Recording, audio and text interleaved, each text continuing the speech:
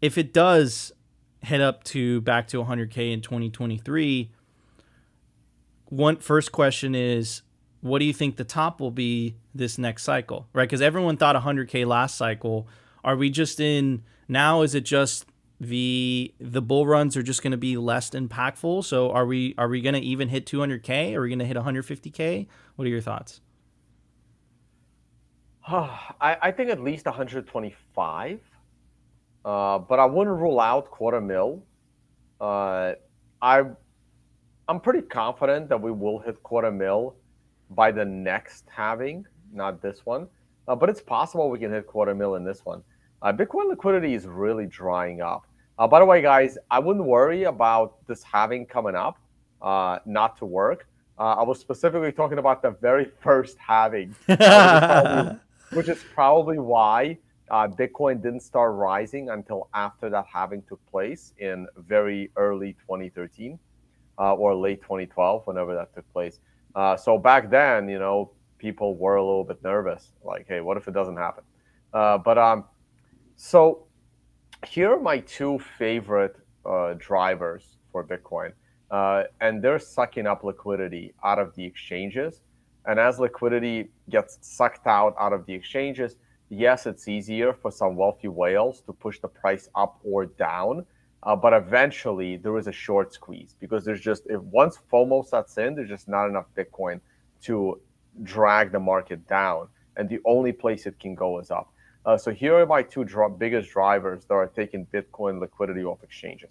Number of wallets with one Bitcoin in the wallets, one or more Bitcoin in the wallets. And the number of those wallets is rising. It's now over 900,000. I think when it hits 1 million, that's an awesome milestone. Uh, Nico, you there? I'm here. I just made you full screen. Oh, okay, because you disappeared on my end, and I'm like, oh shit. Tone's gonna switch from Zoom to Restream. He's liking it. I could tell. I know I, Tone. I, I am liking it. I'm gonna take Q1 off after this year to just like restructure everything and probably learn how to use Restream because I gotta get off YouTube. I gotta stream to other platforms as well. So Restream seems like a good option. All right, so the number of wallets with one Bitcoin in them. I don't want to sound, like snobby, wealthy, elitist, but one Bitcoin is affordable. It really is. Globally, one Bitcoin is affordable. I know a lot of people don't have $19,000 to spare, but one Bitcoin should be affordable because uh, if you save properly, if you have a decent job, even in other parts of the world, you should be able to accumulate one Bitcoin at these prices. Now,